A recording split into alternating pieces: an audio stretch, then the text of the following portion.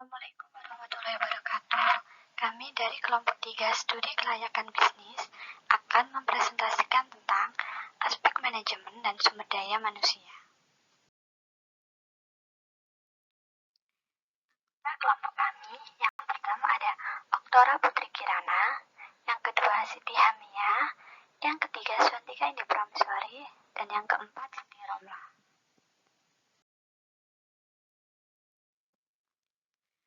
Tujuan analisis manajemen dan sumber daya manusia.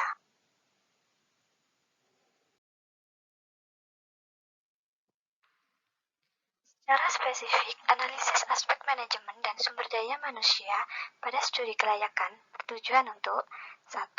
Menganalisis penjadwalan pelaksanaan pembangunan bisnis. 2. Menganalisis jenis-jenis pekerjaan yang diperlukan untuk pembangunan bisnis. 3. Menganalisis waktu yang diperlukan untuk melaksanakan setiap jenis pekerjaan yang diperlukan untuk pembangunan bisnis. 4. Menganalisis biaya yang diperlukan untuk melaksanakan setiap jenis pekerjaan yang diperlukan untuk pembangunan bisnis. 5. Menganalisis persyaratan yang diperlukan untuk memangku pekerjaan pada suatu bisnis. 6. Menganalisis struktur organisasi yang cocok untuk menjalankan bisnis. 7. Menganalisis metode pengadaan tenaga kerja untuk menjalankan bisnis. 8.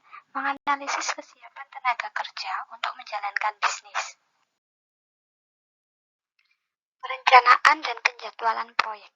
Perencanaan proyek merupakan usaha untuk membuat dan menentukan apa yang harus dicapai pada suatu proyek, kapan dan bagaimana proyek tersebut dilaksanakan. Penjadwalan proyek merupakan bagian dari perencanaan proyek secara keseluruhan. Penjadwalan proyek bertujuan untuk menentukan kapan sebuah proyek dilaksanakan berdasarkan urutan tertentu dari awal sampai akhir proyek. Jadi, penjadwalan proyek meliputi kegiatan menetapkan jangka waktu kegiatan proyek yang harus diselesaikan dan waktu yang dibutuhkan oleh setiap aktivitas dalam proyek.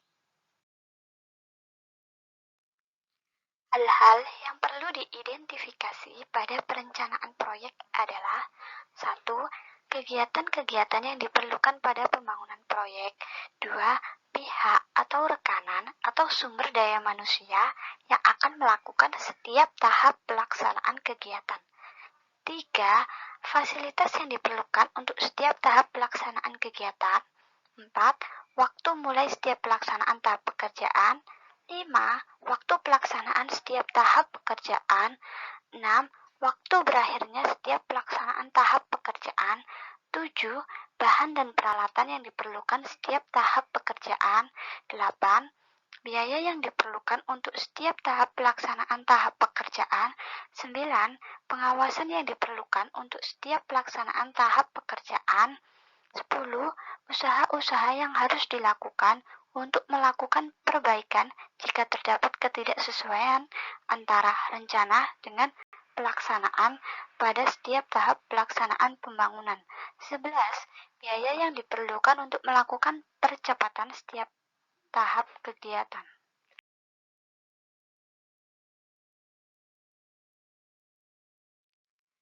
Penjadwalan proyek adalah hal yang penting pada perencanaan proyek. Hal ini karena pada penjadwalan proyek terdapat beberapa kegiatan yang sangat menentukan keberhasilan dalam pembangunan proyek. Kegiatan-kegiatan yang dimaksud adalah sebagai berikut. Yang pertama, membagi proyek ke dalam bentuk tugas dan mengestimasi waktu serta sumber daya yang dibutuhkan untuk menyelesaikan tugas tersebut. Yang kedua, pengorganisasian tugas yang bersamaan untuk membuat jadwal yang optimum. Yang ketiga, meminimumkan ketergantungan tugas untuk menghindari adanya jeda waktu yang ditimbulkan oleh suatu tugas yang pengerjaannya harus menunggu tugas lainnya selesai. Beberapa teknik yang dapat digunakan untuk perencanaan dan penjadwalan proyek adalah bagan GANTT, PERT atau Program Evaluation and Review Technique. Kemudian ada CPM, Critical Path Method. Bagan GANTT. Bagan JNTT pertama dikembangkan oleh Henry Laurent JNTT. Bagan JNTT dapat memberikan informasi tentang jenis-jenis pekerjaan yang akan dilakukan dan lama waktu untuk setiap kegiatan. Contoh, berikut ini adalah contoh bagian JNTT, proses perencanaan dan penjadwalan proyek pembangunan rumah makan Eko Malet.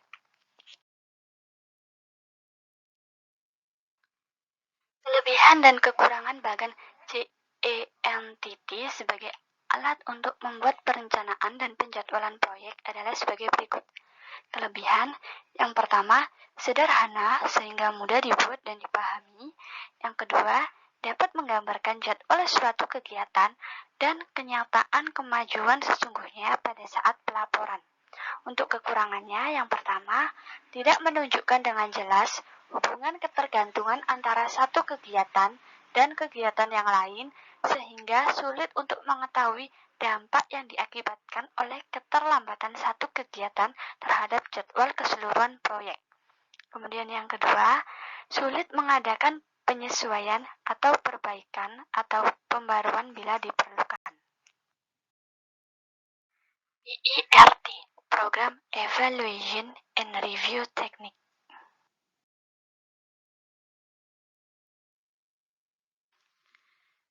EERT diperkenalkan kali pertama oleh Booz Allen Hamilton pada tahun 1985. Pada prinsipnya, PERT adalah teknik penjadwalan suatu proyek dengan cara membagi proyek atau kegiatan induk menjadi kegiatan-kegiatan yang lebih kecil dan menyusunnya menjadi jalur kerja yang logis sehingga jangka waktu dan biaya pengerjaan program dapat dioptimalkan. Perhitungan waktu yang diharapkan untuk menyelesaikan suatu aktivitas atau TI dapat dihitung dengan rumus berikut. TI sama dengan 1 dikali OE ditambah 4 dikali EM ditambah 1 dikali PE dibagi 6 dengan keterangan TE yaitu estimasi waktu harapan yang diperlukan untuk menyelesaikan suatu aktivitas. OE, estimasi waktu optimis yang diperlukan untuk menyelesaikan suatu aktivitas. EM, estimasi waktu yang paling mungkin yang diperlukan untuk menyelesaikan suatu aktivitas. Dan PE, estimasi waktu pesimis yang diperlukan untuk menyelesaikan suatu aktivitas. Selanjutnya yaitu contoh. Contoh pembangunan proyek memerlukan 7 aktivitas dengan lama waktu masing-masing aktivitas adalah sebagai berikut. Untuk melaksanakan aktivitas pengecatan pada proyek pembangunan gedung memiliki estimasi optimis atau OE 7 hari, estimasi waktu pesimis atau PE adalah 14 hari, dan estimasi waktu yang paling mungkin atau EM 12 hari. Berdasarkan data tersebut, maka estimasi waktu harapan untuk melaksanakan aktivitas pengecatan adalah TE sama dengan 1 kali 7 ditambah 4 kali 12 ditambah 1 kali 14 dibagi 6 sama dengan 11,5 hari. Dapat diperjelas dengan tambahan tabel 6.3 data penyelesaian proyek XYZ.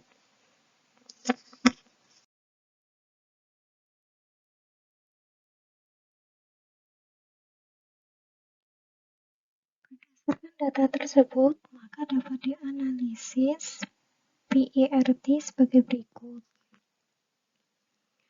Untuk gambar yang ada di sebelah kiri, itu merupakan jaringan dengan TEL, TE, dan TS dari proyek XYZ yang telah dijelaskan di slide sebelumnya. Untuk event waktu paling cepat dari TC event 2 sama dengan TC1 plus TC2 sama dengan 3. Jalur 1 ke 2. Untuk jalur 1 ke 3, cara menghitungnya dari TC event 3 sama dengan TC1 plus TC3 sama dengan 10. jalur 1, 2, dan 4 melewati jalur 3 dan 6. Di sini merupakan TC event keempat, yaitu diperoleh dari TC1 plus TC2 plus TC4 dari 0 plus 3 plus 6 sama dengan 9. Untuk TC event 5 merupakan jalur yang dilewati 1, 3, dan 5. Hasilnya ada 14. Mengapa TC event 5 tidak melalui jalur 1, 2, dan 5? Karena hanya memiliki total TC yaitu 6. Untuk event 6, jalur yang dilewati yaitu 1, 3, 5, dan 6 dengan nilai TC event 6 yaitu 21. Mengapa bukan jalur 1, 2, 4, dan 6? Karena hasil TC-nya akan 17. Sehingga hal ini kurang. Untuk TE, waktu penyelesaian yang paling lambat yang diperkenankan untuk suatu aktivitas tanpa memperlambat seluruh pekerjaan tersebut yaitu TL event 5, yaitu TL event 5 atau long light event 5 itu diperoleh dari TC 6 dikurangi TC 5 yaitu 21 dikurangi 7 sama dengan 14. Untuk TC event 4 yaitu sama, TC event 4 juga sama, 21 dikurangi 8 sama dengan 13, di mana 21 ini merupakan TC 6 dikurangi dengan TC 4. Untuk selanjutnya TL event 3. TL event 3 juga sama. Caranya dari 14 dikurangi 4 sama dengan 10.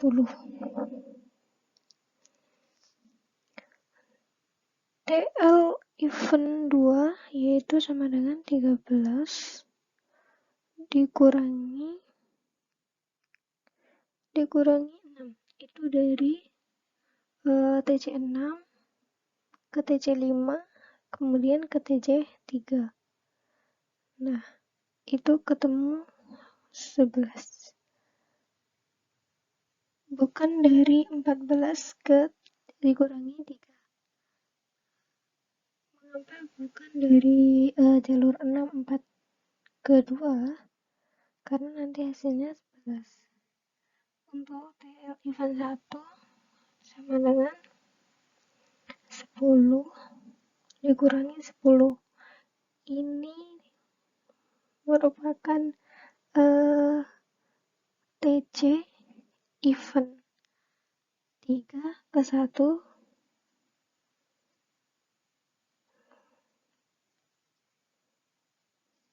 sehingga hasilnya 11. Hasilnya 0. Bukan dari 7 ke 3. Bukan dari 7 dikurangi 3, hasilnya 4. Untuk waktu senggang atau TS, untuk menunggu suatu event harus dimulai agar tidak memperlambat penelusuran event secara keseluruhan. Untuk TS event 6 sama dengan 21 dikurangi 21 sama dengan 10. Di mana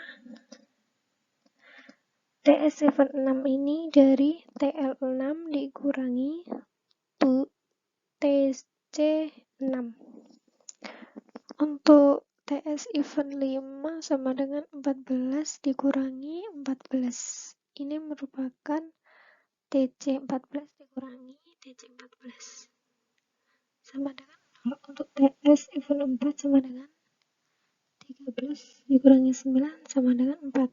Ini merupakan TC. Ini merupakan TL4 dikurangi TC9.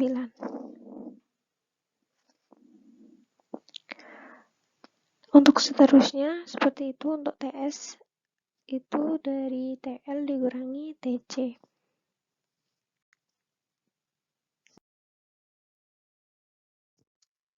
Kelebihan dan kekurangan metode PIRT untuk penjadwalan proyek.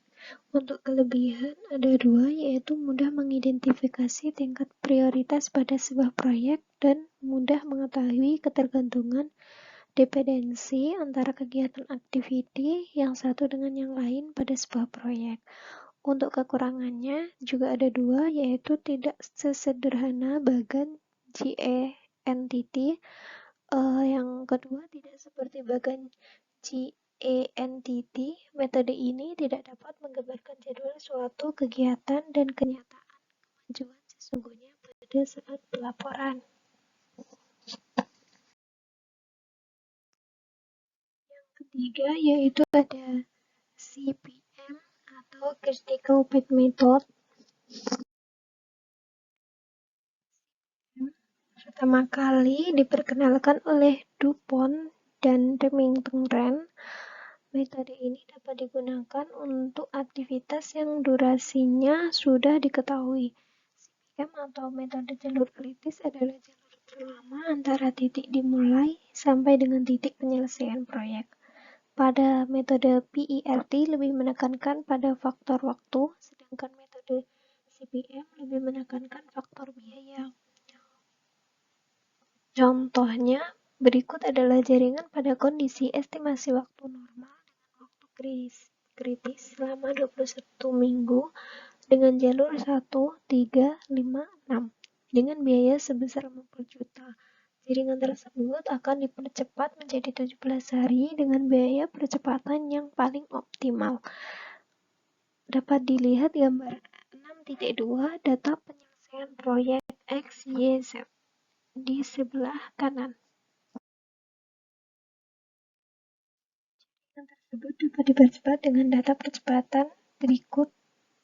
Perhatikan tabel 6.5, data penyelesaian proyek XYZ dengan biaya percepatan. Untuk aktivitasnya sendiri ada 7 aktivitas, di mana tabel ini akan dijelaskan lebih lanjut pada slide selanjutnya, karena tabel ini akan membantu untuk menyelesaikan soal yang telah dibacakan di slide sebelumnya.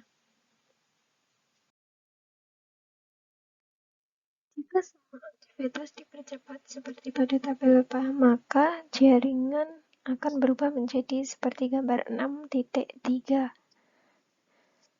Gambarnya ada di bawah sebelah kiri. Dengan jalur kritis tetap pada 1, 3, 5, 6. Dengan waktu kritis menjadi 15 hari. Dan biaya meningkat menjadi 50 juta. Dengan adanya percepatan, ternyata jalur kritis tidak mengalami perubahan, yaitu tetap pada jalur 1, 3, 5, dan 6. Sehingga percepatan harus tetap pada jalur tersebut. Jika percepatan dilakukan di luar jalur kritis, maka waktu pengerjaan akan tetap memakan waktu 21 hari. Pada jalur 1, 3, 5, 6 diidentifikasi biaya percepatan yang paling murah terdahulu, yaitu C yang dapat dipercepat selama 2 minggu dan 4 minggu menjadi 2 minggu dengan biaya percepatan 0,5 juta per minggu. Diikuti dengan aktivitas A yang dapat dipercepat selama 2 minggu dari 10 minggu menjadi 8 minggu dengan biaya percepatan 1,5 juta.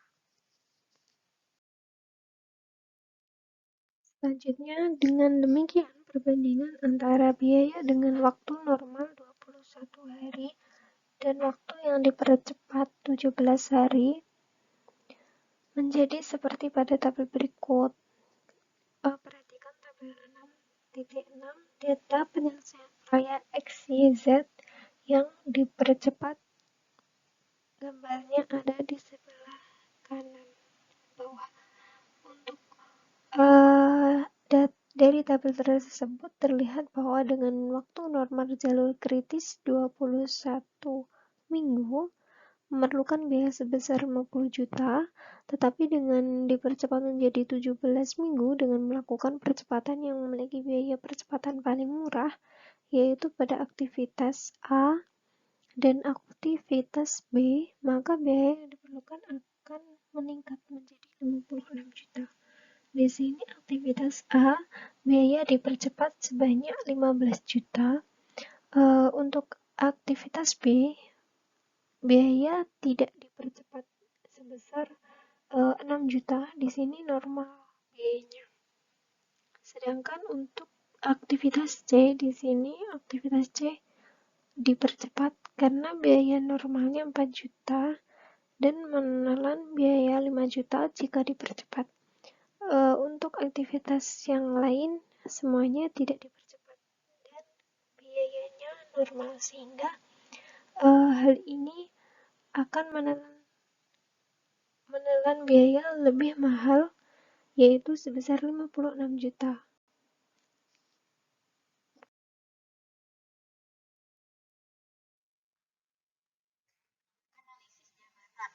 Analisis jabatan merupakan kegiatan mempelajari dan mengumpulkan informasi tentang suatu pekerjaan berkaitan dengan berbagai operasi dan kewajiban suatu jabatan. Analisis jabatan akan berusaha menganalisis seluk-beluk pekerjaan. Analisis jabatan ini berusaha menjawab pertanyaan-pertanyaan yang berkaitan dengan pekerjaan-pekerjaan berikut. Yang pertama, pekerjaan apa saja yang harus dilakukan? Yang kedua, bagaimana menjalankan pekerjaan? Yang ketiga, mengapa pekerjaan tersebut harus dilakukan?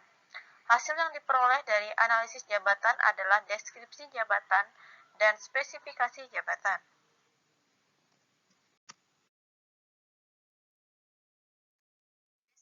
Jabatan. Deskripsi jabatan merupakan uraian tentang tugas, kewajiban suatu jabatan tertentu. Dengan adanya deskripsi jabatan, pembaca diharapkan mengetahui seluk-beluk pekerjaan, mulai dan fungsi pekerjaan, tugas, tanggung jawab, dan wewenang. Pengawasan yang diberlakukan dan diterima, hubungan dengan jabatan-jabatan, bahan dan alat yang digunakan, kondisi kerja, penjelasan istilah dalam pekerjaan, dan ketentuan tambahan yang diperlukan. Deskripsi jabatan semestinya semua hal yang memuat sebagai berikut: identitas jabatan, ringkasan jabatan, tugas yang harus dilaksanakan, pengawasan yang diberikan dan diterima, hubungan dengan jabatan-jabatan lainnya, bahan-bahan, alat-alat dan mesin yang digunakan, kondisi kerja, penjelasan istilah-istilah yang tidak lazim, komentar tambahan untuk melengkapi penjelasan sebelumnya.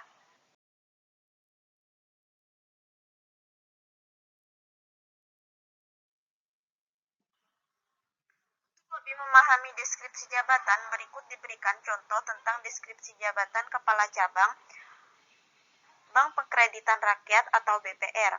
Di sini terdapat deskripsi jabatan Kepala Cabang BPR Surya Arta, yang memiliki fungsi membantu manajer utama dengan menyusun perencanaan, melaksanakan koordinasi dan pelaksanaan tugas, melakukan pembinaan serta mengembangkan terhadap bagian, sub atau unit pemasaran dan pelayanan berdasarkan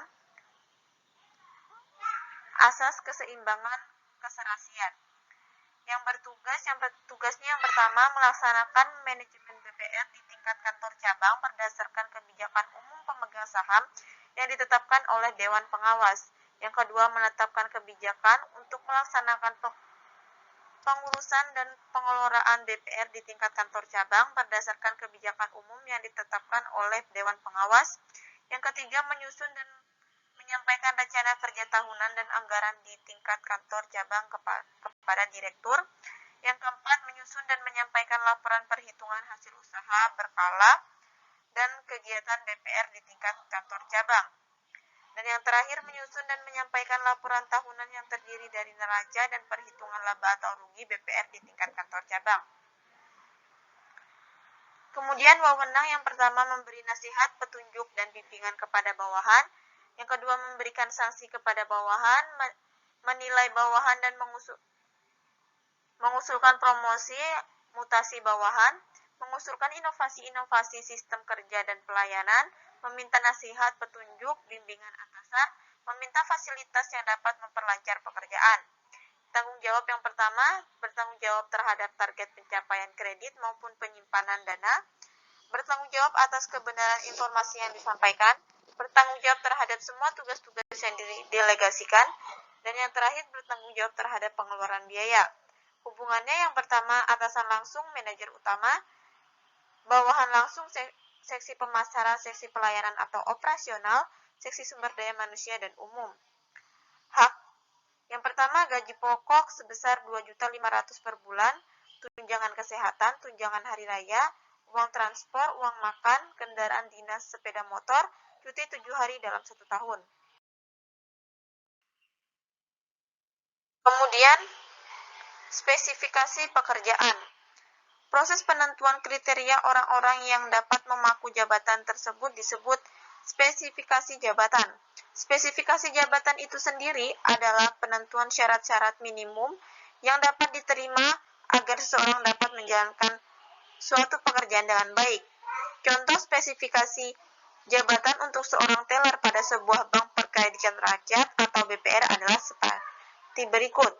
Di sini terdapat contoh spesifikasi jabatan teller pada BPR Surya Atta. Yang pertama, identifikasi jabatan, nama jabatan teller, kode pekerjaan TL 001 bagian pemasaran. Yang kedua, persyaratan kerja, tingkat pendidikan minimal D3, tingkat kecerdasan minimal IQ 115, pengalaman yang diperlukan bekerja pada bidang pelayanan minimal 1 tahun, pengetahuan dan keterampilan yang pertama, pengetahuan perbankan, komunikatif, keterampilan komputer Microsoft Office, bahasa Inggris minimal pasif, dan persyaratan fisik tinggi badan minimal 160 cm, berpenampilan menarik. Status perkawinan belum kawin, jenis kelamin perempuan, usia maksimal 25 tahun, kewarganegaraan Indonesia. Proyeksi kebutuhan tenaga kerja. Besarnya proyeksi kebutuhan tenaga kerja tergantung pada proyeksi penjualan yang diperoleh pada perhitungan aspek pasar dan luas produksi yang diperoleh dan dari perhitungan pada aspek teknis. Hubungan antara proyeksi penjualan, proyeksi produksi dan proyeksi kebutuhan tenaga kerja dapat dilihat pada gambar berikut. Yang pertama, proyeksi penjualan terhadap proyeksi produksi dan terhadap proyeksi kebutuhan tenaga kerja. Cara yang dapat digunakan untuk menentukan kebutuhan tenaga kerja adalah dengan yang pertama, metode antrean. Metode antrean merupakan metode penentuan jumlah karyawan yang optimal dengan berdasarkan teori antrean. Metode workforce analysis atau WFA. WFA diperoleh dengan perhitungan workload analysis ditambah persentase absensi ditambah persentase turnover. Metode ini pada umumnya digunakan untuk menentukan kebutuhan tenaga kerja pada bagian operasional di mana satuan hasil pekerjaan mudah diukur. Perhitungan workload analysis dilakukan dengan perhitungan manpower yang diperlukan untuk memproduksi satu barang atau memproses sebuah berkas atau melayani satu orang konsumen dan sebagainya. Kemudian rekrutmen karyawan.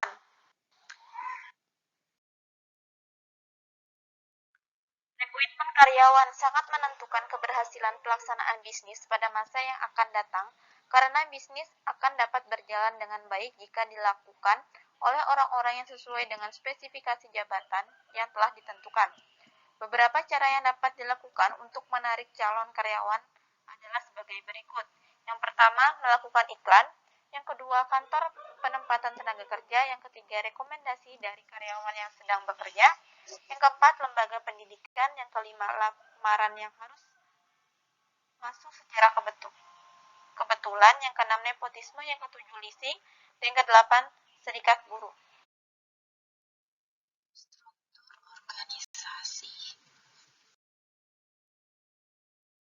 Struktur Organisasi. Struktur organisasi adalah susunan dan hubungan-hubungan antar komponen bagian-bagian dan posisi-posisi dalam suatu organisasi. Pembagian departemen atau bagian-bagian dalam suatu organisasi dapat dikelompokkan menjadi tugas macam yaitu yang pertama, struktur organisasi fungsional merupakan struktur organisasi yang mengelompokkan individu-individu pada organisasi berdasarkan pekerjaan yang sama. Contoh strukturnya, direktur utama, manajer pemasaran, manajer operasional, manajer keuangan, dan manajer sumber daya manusia. Kelebihan dan kekurangan struktur organisasi fungsional. Kelebihan sangat sesuai untuk lingkungan yang stabil, dapat mencapai skala ekonomis pada masing-masing bagian, merangsang berkembangnya keterampilan yang bersifat fungsional, sesuai untuk organisasi berukuran kecil sampai sedang, baik bagi organisasi yang menghasilkan satu atau sejumlah kecil jenis produk. Kekurangan, respon organisasi terhadap perbuatan kondisi lingkungan agak lambat, pengambilan keputusan menumpuk pada puncak organisasi, koordinasi antar bagian atau fungsi tidak terlalu baik, inovasi relatif terbatas.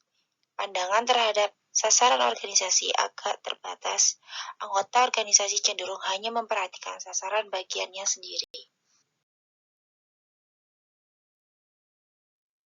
Struktur organisasi produk. Struktur organisasi produk merupakan struktur organisasi yang mengelompokkan individu-individu pada organisasi berdasarkan jenis produk yang dihasilkan atau dipasarkan. Contoh strukturnya, direktur utama, manajer sabun mandi, manajer sampo, manajer pasta gigi, manajer sabun cuci.